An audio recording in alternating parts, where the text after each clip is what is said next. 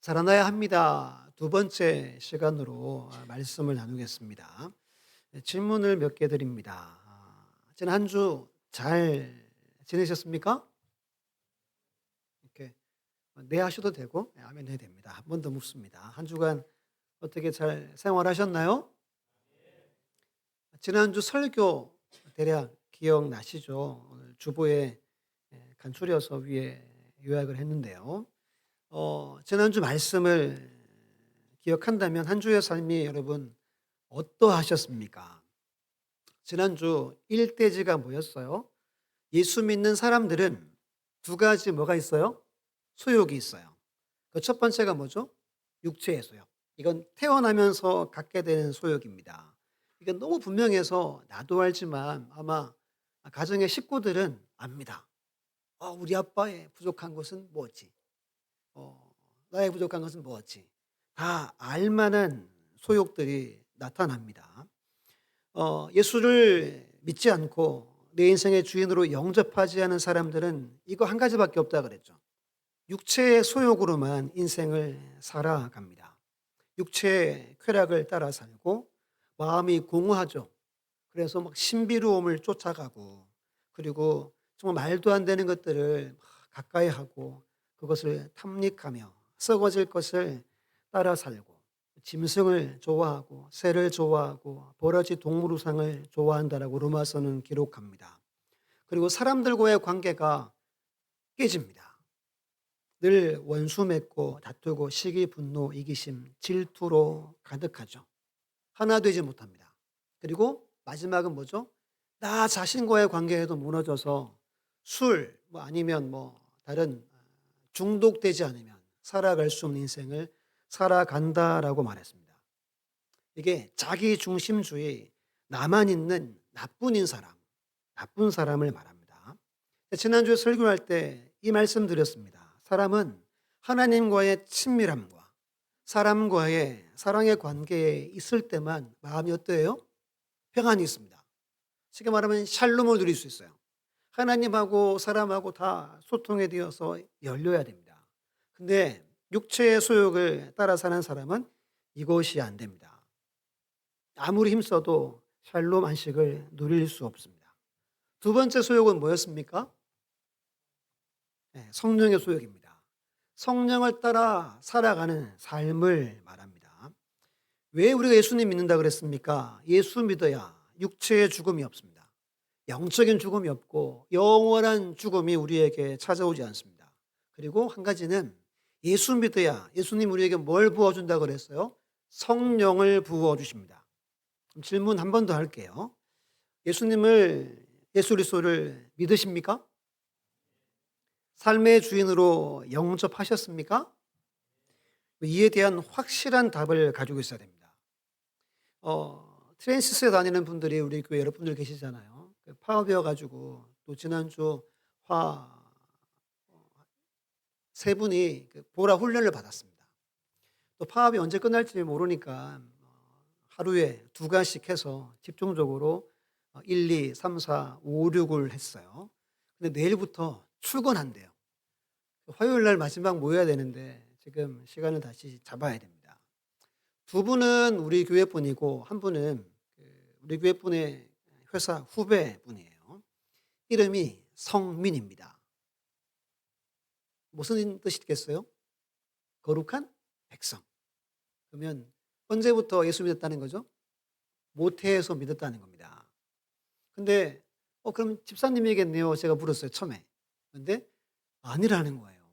나이가 거의 40이 다 됐는데 태어나서 교회를 몇 년 다닌 거죠? 40년을 다닌 겁니다. 근데 집사가 아니래요. 제가 좀 이렇게 의아해하니까 설명해 주는 겁니다. 자기가 볼 때 집사를 받을 만한 믿음도 없고 신앙생활도 못한다는 거예요. 그냥 겨우 주일 오전 예배 드리고 교회도 안 가니까 양심에 그래 가지고 아마 목사님은 하라고 몇 번 했겠죠. 자기가 이제 거절한 것 같아요. 오가육가를 배우고 단번에 자기 아내분도 모태신앙이래요. 자기 아내도 이거 했으면 좋겠다라고 몇 번을 이야기하면서 육가를 끝내고 질문을 하는 겁니다. 오가가 거듭남입니다. 거듭남은 위로부터 다시 태어나는 거예요. 그러니까 하나님이 다시 우리를 낳아주시는 걸 성경은 거듭남이라고 그럽니다. 우리 갈라디아 2장 20절을 화면을 보고 한번 읽어볼게요. 시작. 내가 그리스도와 함께 십자가에 못 박혔나니 그런즉 이제는 내가 사는 것이 아니요 오직 내 안에 그리스도께서 사시는 것이라. 이제 내가 육체 가운데 사는 것은 나를 사랑하사 나를 위하여 자기 자신을 버리신 하나님의 아들을 믿는 믿음 안에서 사는 것이라. 아멘. 완전 새로운 삶을 살게 됩니다.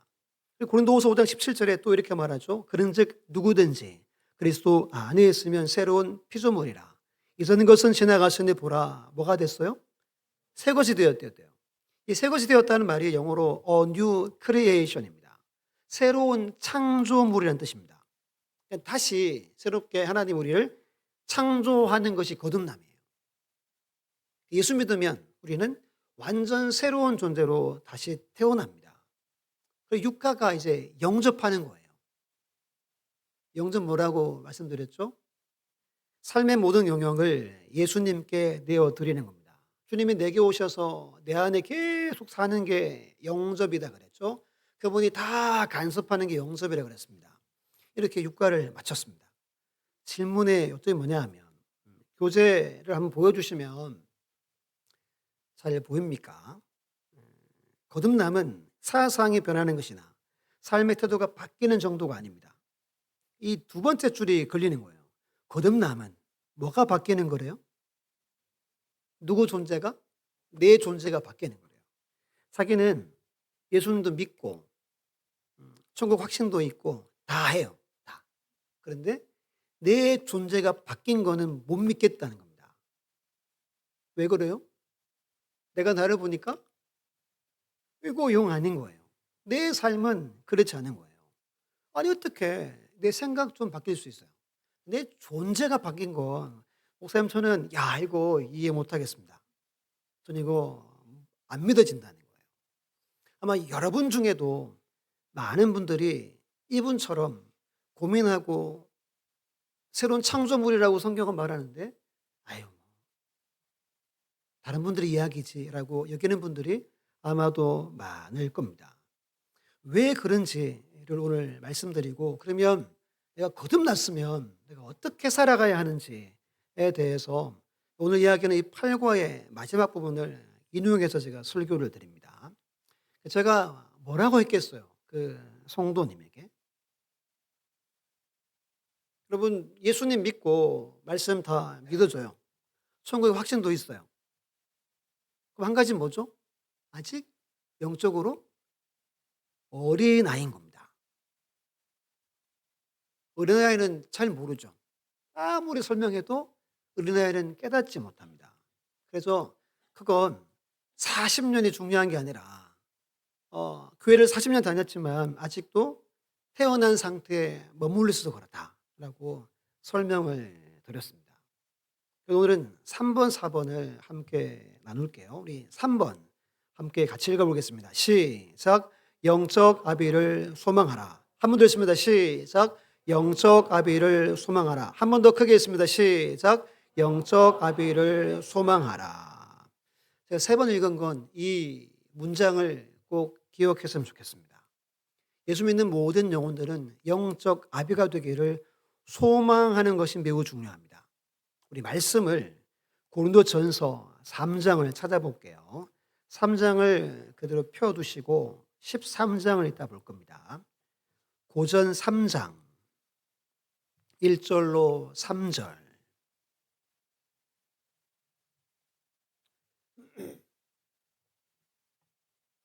우리 함께 읽어볼게요. 시작. 형제들아 내가 신령한 자들을 대함과 같이 너희에게 말할 수 없어서 육신에 속한 자 곧 그리스도 안에서 어린 아이들을 대함과 같이 하노라. 내가 너희를 저주로 먹이고 밥으로 아니하였노니 이는 너희가 감당하지 못하였거니와 지금도 못하리라. 너희는 아직도 육신에 속한 자로다. 너희 가운데 시기와 분쟁이 있으니 어찌 육신에 속하여 사람을 따라 행함이 아니리요. 아멘. 1절에 육신에 속한 사람은 어린아이다라고 말합니다. 우리 13장의 11절을 봅니다. 13장의 11절. 계속 그대로 펴두시면 됩니다. 13장 11절도 함께 했습니다. 시작. 내가 어렸을 때에는 말하는 것이 어린아이와 같고 깨닫는 것이 어린아이와 같고 생각하는 것이 어린아이와 같다가 장성한 사람이 되어서는 어린아이를 버렸노라. 아멘. 지금 바울이 고린도 교회에 편지를 보내는 게 고린도전서잖아요. 교회에는 두 종류의 성도가 있다는 겁니다. 첫 번째는 어린아이와 같은 성도가 있다는 거예요. 예수 안에 베이비가 있다는 겁니다. 육신에 속한 자입니다. 거듭났어요. 거듭났어. 예수 믿어요. 근데 여전히 육으로 살아가는 사람을 말합니다. 이 인생의 핸들을 내가 쥐고 예수님은 뒷좌석에 매번 말씀드렸죠. 앉게 하고 내가 내 삶을 다 주관합니다. 영접도 하고 거듭났지만 삶의 주인은 납니다. 나 중심의 삶을 사는 사람을 영적 어린아이라고 성경은 말합니다. 겉으로 볼 때 여러분 교회를 다니는지 예수를 믿는지 거듭났는지가 표시가 안 납니다. 주변 사람들이 모릅니다. 청강교회 집사인지 성도인지 모릅니다. 아직 어리기 때문입니다. 신앙에 기복이 있습니다. 감정을 따라 삽니다. 늘 넘어집니다. 막 기뻐하다가 또 몇 주 가다가 낙심하고 이게 계속 반복이 됩니다. 단단한 음식을 못 먹습니다. 깊은 말씀을 깨닫지 못한다는 거죠. 딱딱한 음식을 소화해야 더 건강하고 힘이 생기잖아요. 그게 안 된다는 겁니다. 축복은 믿어요. 원하는데 뭘 못하냐 하면 하나님 말씀에는 순종하지 않습니다. 바울이 자기를 이렇게 말하면 로마서 7장 보면 나는 육신에 속하여 죄 아래 팔렸대요. 내 지체 속에 있는 죄의 법으로 나를 사로잡는 것을 보는도다. 사도 바울이 그러는 겁니다. 내가 지금 육체의 법 아래 포로되어 있다. 내가 죄책감과 낙심이 반복된다라고 고백한 겁니다. 로마서 8장 7절 보면 육신의 생각은 하나님과 원수가 되나니 이는 하나님의 법에 굴복하지 아니할 뿐 아니라 할 수도 없습니다. 여러분 거듭났어요. 그런데 어떻게 살아요? 하나님과 원수처럼 삽니다. 이것도 누가 한 말이죠? 사도 바울이 한 말입니다. 예수 믿어요. 교회 다녀요. 신앙생활 열심히 하고 충성합니다. 그런데 뭘 못한대요? 굴복을 못한대요. 하나님의 법은 말씀이죠. 말씀에 굴복이 안 돼요. 이게 무슨 말이죠? 순종이 안 된다는 겁니다. 왜죠? 어린아이여서 그렇다는 겁니다. 아이들은 떼쓰죠. 떼쓰면 어떻게 해야 됩니까? 요즘에는 이렇게 그냥 냅두라고 뭐 이렇게 TV 보면 그러더라고요. 저희는 냅두진 않습니다. 끌고 가가지고 이렇게 혼을 내든지 이렇게 했던 것 같아요. 지금은 다 커가지고 뭐 그렇진 않습니다. 딱 어린아이이기 때문이라는 겁니다. 히브리서 5장 12, 13절을 제가 세 번역으로 읽어드릴게요. 보시면 시간으로 보면 여러분은 이미 교사가 되었어야 할 터인데 다시금 하나님의 말씀의 초보적 원리를 남들에게서 배워야 할 처지에 놓여 있습니다. 여러분은 단단한 음식물이 아니라 젖을 필요로 하는 사람이 되었습니다. 젖을 먹어서 사는 이에는 아직 어린아이므로 그 다음 뭐라 그래요? 올바른 가르침에 익숙치 못하다. 그럼 몸이 자라가면 그에 맞는 올바른 가르침이 주어지죠. 가치관이 형성되고 어떤 기준이 생깁니다. 그런데 어린아이는 몸만 커가지 아무리 내게 필요한 말씀들도 그게 내게 맞지 않아서 이것을 흡수해 드리지 못한다는 겁니다. 말하는 것이 어린아이 같고 생각하는 것이 어린아이 같고 깨닫는 것이 어린아이 같아서 늘 떼쓰고 시기하고 분쟁한다는 거예요. 왜요? 예수 안 믿어서가 아니라 영적으로 어려서 그러하다는 겁니다. 많은 성도들이 이 상태에 머물러 살지만 자기를 모르는 겁니다. 그래서 3번의 제목을 꼭 기억해야 됩니다. 우리는 영적 아비를 소망해야 합니다. 두 번째 부류는 성숙한 그리스도인, 신령한 자, 영적 아비를 말합니다. 이제 핸들을 주께 맡겨드립니다. 예를 들면 우리 수능 보거나 시험 보잖아요. 다 기도합니다. 하나님 원하는 데 인도해 달라고 기도합니다. 근데 인생을 살아보셨지만 내가 원하는 대로 안 될 때가 더 많습니다. 근데 돌아보면 어때요? 더 좋은 길로 인도할 때도 많습니다. 이걸 말합니다. 핸들을 주님이 지신 거예요. 나는 뒤에 앉아 가지고 막 기도합니다. "주님 저 이번에 서울대 가야 됩니다." 근데 주님은 다른 데로 인도할 수 있습니다. 성령의 다스림 받습니다. 성령의 능력이 내 삶에 나타나고 더 이상 죄에 끌려가지 않습니다. 히브리서 말씀 보면 죄와 어떻게까지 싸우래요? 피 흘리기까지 싸워라 라고 하신 말씀을 받아들여서 말씀으로 무장해서 물리치려고 애씁니다. 내가 이해가 되든 유익이 되지 않건 이해가 안 되어도 순종하는 삶을 살아갑니다. 이게 아비의 영적 상태입니다. 지금 고린도서 펴져 있죠. 우리 고린도서 2장을 찾으면 2장 15절 찾습니다.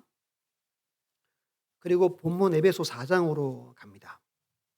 고린도서 2장 15절 우리 같이 읽어볼게요. 시작. 신령한 자는 모든 것을 판단하나 자기는 아무에게도 판단을 받지 아니하느니라. 아멘. 좀 설명이 필요합니다. 신령한 자가 영적 아비죠. 성령 충만한 사람입니다. 모든 것을 판단한 건 말은 뭐냐면 모든 삶의 모든 것들을 제대로 분별하고 제대로 평가하고 제대로 판단해서 살아가는 사람을 말합니다. 영적인 안목이 생긴 거예요. 지혜가 생긴 겁니다. 분별력이 있는 겁니다. 그래서 이 길이 하나님이 기뻐하시는 길인지 내 인생에 도움이 되는 길인지를 모든 걸 다 보고 그 길을 간다는 거예요. 진짜 복된 인생입니다. 여러분들이 이런 삶을 살아가시기를 예수님의 이름으로 축원합니다. 그럼 본문 넘어와서 에베소 4장 본문으로 돌아와서 볼게요. 제가 13절로 15절을 읽어보겠습니다. 우리가 다 하나님의 아들을 믿는 것과 아는 일에 하나가 되어 온전한 사람을 이루어 그리스도의 장성한 분량에 충만한 데까지 이르리니 이는 우리가 이제부터 어린아이가 되지 아니하여 사람의 속임수와 간사한 유혹에 빠져 온갖 풍조의 교훈의 풍조에 밀려 요동하지 않게 하려 함이라.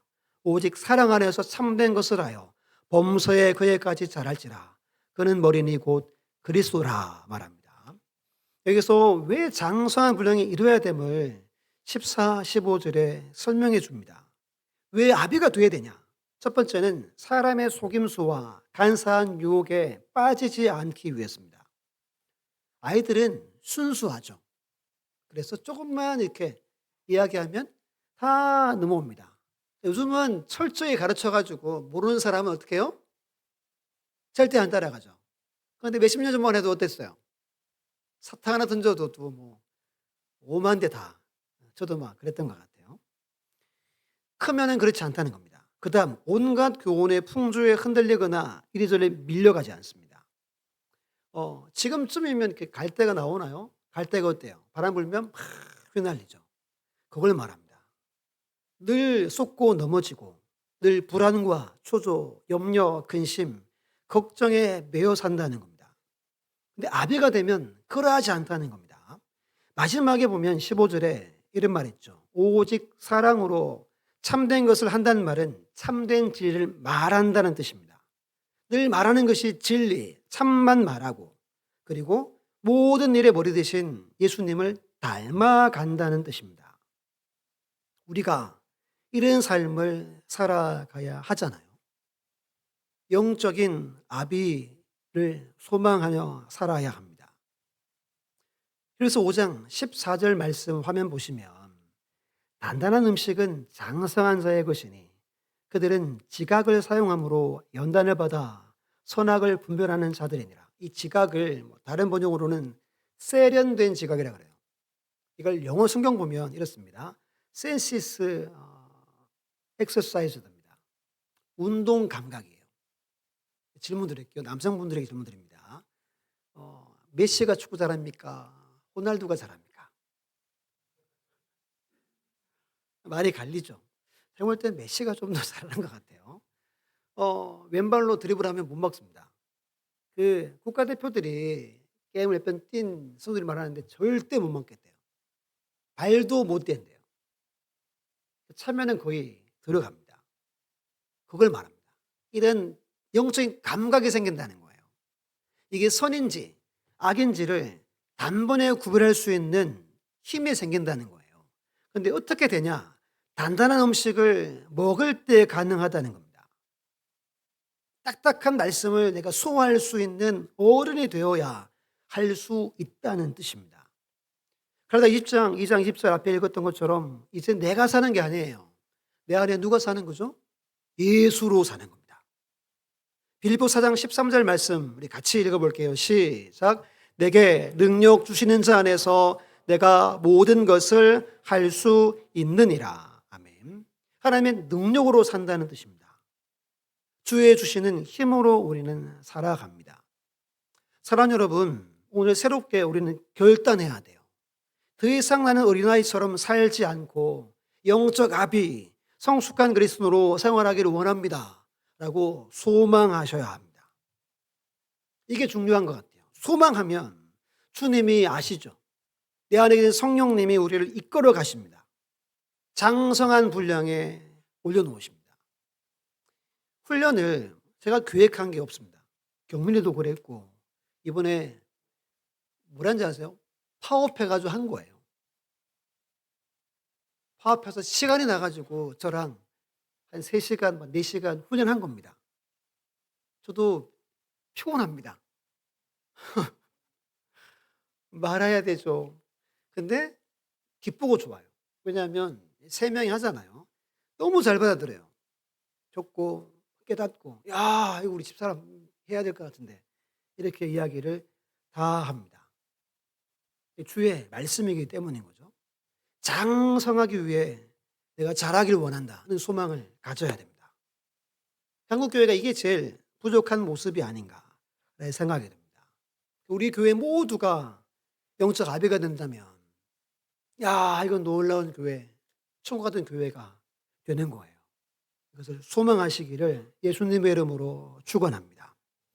마지막 4번째는 예수님의 꿈을 실현해야 합니다. 이게 뭐냐 하면 이 땅에 하나님의 나라를 만들어 가는 겁니다. 2번째 본문이에요. 한 번 더 우리 화면 보고 읽어볼게요. 시작. 나라가 임하시오며 뜻이 하늘에서 이루어진 것 같이 땅에서도 이루어지이다. 아멘. 저도 이걸 이제 훈련도 여러 번 제가 4번 정도 들었습니다. 교재를 제가 4번을 새 것을 하며 애들 데려가고 줌으로 하고 해서 4번을 하면서 이 부분이 좀 도전이 많이 됐어요. 우리가 이 땅에 사는 목적이 하나님의 나라를 이루기 위해 사는 거래요. 이게 주기도문에 나오는 말씀이죠. 주기도문을 왜 하게 됐죠?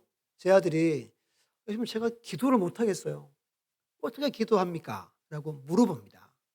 그 예수님이 그럼 이렇게 기도해라 라고 한 것이 이 6장 이게 앞부분이죠. 그러니까 뭘 구하래요? 뜻을 하늘에서 이루어진 것 같이 땅에서도 하나님의 나라가 이루어지기를 간구해라. 우리는 늘 이 기도를 해야 한다는 겁니다. 그리고 이것을 이루기 위해 모든 것을 다 동원하라고 가르칩니다. 모든 것을 동원해서 이루어야 할 교회와 성도의 사명입니다. 예수님은 이것을 이루기 위해서 오셨고 이것을 이루셨습니다. 이 땅에 주셨어요. 지금도 이 나라는 지금도 계속해서 성장해 가고 완성되어져 갑니다. 이걸 교회에 맡기고 여러분들에게 다 맡기셨어요. 근데 영적인 아이들은 이것을 이루어 가지 못하겠죠. 5가지를 잠깐 말씀드릴게요. 좀 더 강조하고 다 자세히 설명드릴 수 없어서 몇 가지 좀 간단하게 말씀드리겠습니다. 이 5가지가 예수님이 땅에서 행하신 일들을 말합니다. 첫 번째는 예배하는 삶을 살아야 합니다. 마가복음 1장 35절에 새벽 아직도 밝기 전에 예수께서 일어나 나가 한적한 곳으로 가사 거기서 기도하시더니라고 말씀하죠. 예수님은 늘 가장 이른 시간에 하나님과 교제하는 시간, 1대1로 예배하는 시간을 가졌다는 겁니다. 사람을 만나기 전에, 일을 하기 전에 늘 새벽을 깨워 하나님께 기도했습니다. 이 시간이 가장 행복한 시간이었을 거라고 그렇게 추측합니다. 이게 습관적으로 했다라고 누가복음 22장에 말씀을 하죠. 기도가 늘 습관이었고 예수님의 인격이었다는 겁니다.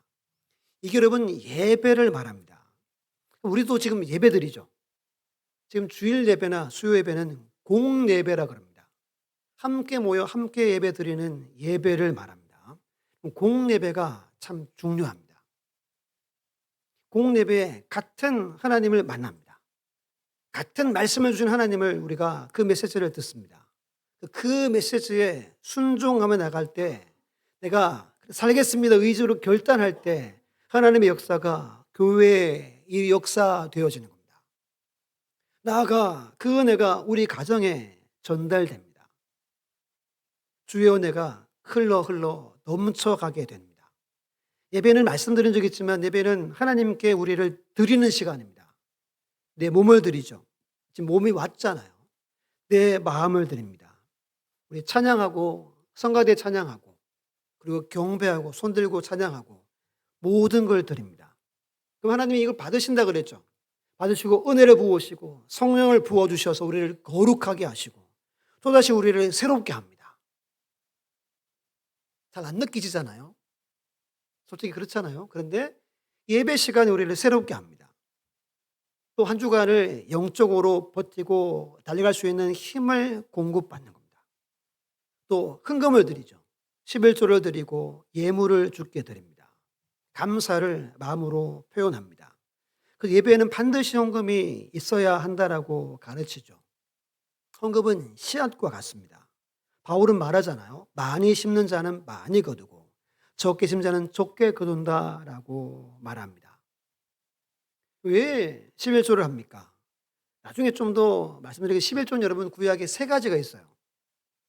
11조가 세 가지가 있습니다. 보통 11조의 용도는 그 공동체가 운영되는 데 씁니다. 우리 11조도 교회가 살림을 살고 선교하고 전도하고 하는 일에 11조가 씁니다. 11조를 만약에 안 드리면 교회 운영 안 됩니다. 제일 먼저 교회에서 뭐 하는지 아세요? 사역자를 줄입니다. 전도사님 안녕히 가세요. 이렇게. 코로나 지나고 그런 교회들이 상당히 많았습니다. 갑자기 재정이 확 떨어졌어요. 그럼 어떡해요? 살림이 있으니까 뭐 뺄 수 없잖아요. 그럼 누굴 빼야 돼요? 사람을 줄이는 거죠. 좀 더 우리가 하자. 그렇게 교회가 갑니다. 앞으로 교회가 점점 사람이 적으니까 헌금이 줄 거예요. 왜냐하면 사람이 없으니까. 그러면 우리는 허리띠 졸라매고 이렇게 삶을 살 거예요. 그래서 이 헌금이 참 중요합니다. 이게 예배 드리는 삶입니다. 두 번째는 교회 안에 교제의 삶을 살아야 합니다. 마가복음 3장 35절 예수님이 이런 말한 적이 있죠. 누구든지 하나님의 뜻대로 행하는 자가 내 형제요, 자매요, 누구라 그래요? 어머니, 엄마래요. 즉 교회는 가족이란 말입니다. 우리는 예수 그리스도와 형제, 자매입니다. 이런 이야기 했더니 아까 그 성민 성도님이 그러면 예수님이 우리 형제냐고. 우리 형제라고. 로마서 8장 17절에 뭐라 그래요? 상속을 같이 받습니다. 상속은 형제들만 주잖아요. 예수님이 상속받고 우리도 다 나중에 상속받아요. 그러니까 우리는 영적인 가족이 된 겁니다. 사도행전 4장 31절 보면 믿는 무리가 한 마음과 한 뜻이 되어 모든 물건을 서로 통용하고 자기 재물을 조금이라도 자기 것이라 하는 이가 하나도 없더라. 34절에 그 중에 가난한 사람이 없다 그럽니다. 이때 초대교회 때 교회에 노예들이 절반이 넘었습니다. 그런데 가난한 사람이 없었다라고 성경은 기록합니다. 이 훈련 받으면서 제일 좀 충격받았던 게 이 조용수 목사님은 우리 교회에 특별히 어려운 가정이 없어야 된다. 게 중요한 목회 철학이에요. 성도 중에 어려운 가정이 없어야 된다. 왜죠? 주 안에 교제하기 때문입니다. 즉 모든 삶을 다 책임져 준다는 겁니다. 성도들이, 교회가. 그래서 교제란 그것을 말합니다. 왜 그러면 이게 가능합니까? 34, 35절에 이는 밭과 집 있는 자는 팔아 그 판 것의 값을 가져다가 사도들의 발 앞에 두매 그들이 각 사람의 필요를 따라 나누어 주었기 때문입니다. 우리는 여러분 가족입니다. 천국 가서 가족이 아니라 지금도 가족입니다. 제가 더 길게 설명 못 드리겠지만 이 교회에서는 이렇게 물질을 책임져 줍니다. 내일처럼 그렇게 합니다. 이런 교회들이 한국 교회에도 여러 교회들이 있습니다. 여러분 우리는 가족이에요. 영원히 함께할 가족입니다. 육신의 가족은 길어봐야 뭐 한 60년, 70년이면 헤어집니다. 그분들이 예수 안 믿으면 영원히 못 만납니다. 우리는 영원히 함께 주님과 함께합니다. 만약 이것이 우리 교회에 이루어지면 교회는 이 세상의 유일한 소망이 될 수 있는 겁니다. 에베소 4장 16절 말씀을 우리 세 번역으로 한번 읽어볼게요. 시작. 온 몸은 머리이신 그리스도께 속해 있으며 몸에 갖추어져 있는 각 마디를 통하여 연결되고 결합됩니다. 각 지체가 그 맡은 분량대로 활동함을 따라 몸이 자라나며 사랑 안에서 몸이 건설됩니다. 아멘. 중요한 표현이 밑에서 두 번째 줄입니다. 각 지체가 그 맡은 분량대로 활동하면 돼요. 각자 다른 의사와 탤런트가 있잖아요. 내가 할 수 있는 것까지만 하라는 겁니다. 그렇죠. 내 믿음 정도, 내 믿음의 수준 정도만 하면 된다는 거예요. 주님은 우리를 한 교회를 세우기 위해 다 보시고 우리를 부르셨어요. 우리 모두가 있을 때 교회가 세워진다는 거죠. 그래서 힘 있는 분들은 더 섬기고 힘이 약한 분들은 내가 할 수 있는 데까지만 하라는 거예요. 그러면 뒤에 보세요. 몸이 자라나며 사랑 안에서 몸이 어떻게 돼요? 건설되어져요. 공동체와 함께 내 몸도 건설되어져가는 은혜를 누리는 겁니다. 여러분들이 힘들면 저는 쉬라 그러죠. 살아가다 힘들면 쉬셔야 됩니다. 1년을 쉬든 영원히는 못 쉽니다. 그건 안 되죠. 한 1년 정도 쉬는 게 낫습니다. 그래서 기도하고 다시 힘을 내어서 또 내가 할 수 있을 때 또 섬기는 거예요. 이게 그 말씀하는 겁니다. 내가 할 수 있는 만큼만 하는 게 교회 활동입니다. 세 번째 보면 훈련을 받아야 합니다. 책 하나 소개해드리면 훈련으로 되는 제자에서 엄청난 유명한 말을 남겼습니다. 한번 따라서 해볼게요. 제자는 태어나는 것이 아니라 만들어지는 것이다. 이 책이 거의 제자훈련의 교과서라고 하는 책입니다. 아까 그 성모님이 40년 교회를 다녔습니다. 근데 아직 어린아이입니다. 그러면 주님 입장에서 여러분 선생님 입장에서 어떤 마음이 들겠습니까? 평생 손잡고 다니는 거예요. 하나하나 다 도와주고. 이 책을 검색해 봤더니 어떤 엄마인지 모르겠지만 리뷰에 자녀를 제자 만들기 위해 구입했습니다. 이런 분도 있더라고요. 두 가지 훈련합니다. 순종 훈련과 섬김 훈련입니다. 예수님이 하신 게 두 가지예요. 죽기까지 순종하셨죠. 그리고 섬기며 자기를 주십니다.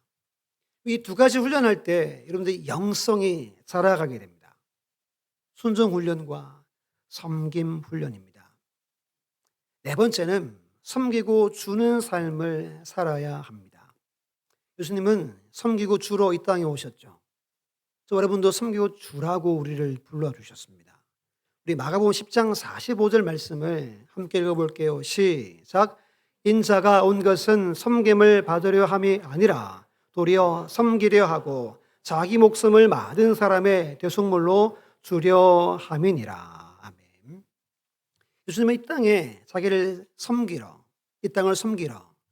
그래서 영어 보여주시면 to serve 그리고 to give입니다. 이렇게 섬기면 절대 시험 안 된대요. 어떻게 섬기는 거죠? 내가 섬기려고 직분 감당하는 겁니다. 내가 주려고 충성하는 겁니다. 이렇게 살 때 이 땅에 하나님의 나라가 임한다는 겁니다. 주님처럼.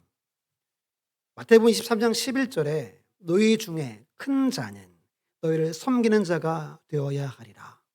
섬기란 말이 서번트라고 하인, 종이란 뜻입니다. 근데 잘 보시면 누가 섬겨야 된대요? 너희 중에 큰 자, 영어로 말하면 최고에 있는 자를 말합니다. 으뜸인 사람이 섬기는 겁니다. 예전에 한번 오후 예배 시간 때 교회에서 큰 교회에서 장로 되려면 뭐 하라 그랬어요? 주차 봉사하라 그랬죠. 큰 교회들 몇몇 교회들은 장로님들이나 그러니까 큰 자들 중심으로 많이 섬기게 합니다. 섬기면 여러분 교회는 약한 사람이 섬기는 게 아닙니다. 교회는 큰 사람이 섬기는 곳이 교회입니다. 주님이 우리를 섬겨주셨죠. 하나님이 우리를 섬기십니다. 이게 되면 여러분 이 세상은 바뀔 겁니다. 교회는 빛이 나야겠죠. 교회는 유일한 소망이 될 수 있는 겁니다. 영어를 기억하세요. to serve, to give. 늘 기도하고 주의를 감당하시기를 바랍니다. 마지막은 복음을 전하는 겁니다. 전도하는 겁니다. 이 말씀만 읽고 마칠게요. 우리 화면을 보시고 마태복음 28장 18절 20절을 읽고 예배를 마치겠습니다. 시작. 예수께서 나와 말씀하여 이르시되 하늘과 땅의 모든 권세를 내게 주셨으니 그러므로 너희는 가서 모든 민족을 제자로 삼아 아버지와 아들과 성령의 이름으로 세례를 베풀고 내가 너에게 분부한 모든 것을 가르쳐 지키게 하라. 볼지어다 내가 세상 끝날까지 너희와 항상 함께 있으리라 하시니라. 아멘. 임마누엘은 앞에 모든 민족으로 제자 삼고 세례 베풀고 분부한 모든 것을 가르치는 주의 제자들에게 향한 약속입니다. 이 약속이 여러분들의 약속이 되어지기를 예수님의 이름으로 축복합니다. 이것은 우리가 이루어 나가서 우리 교회나 내 삶에 하나님의 나라가 임해야 합니다. 그러려면 잘하셔야 돼요. 성장하셔야 됩니다. 더 이상 아이로 머물지 마시고 목표를 정하시고 소망하시고 내가 예수 믿고 영접하고 거듭났다면 아버지를 꿈꾸시고 주님을 닮아가시고 충성된 종으로 섬기는 우리 모두가 다 되시기를 예수님의 이름으로 축원합니다.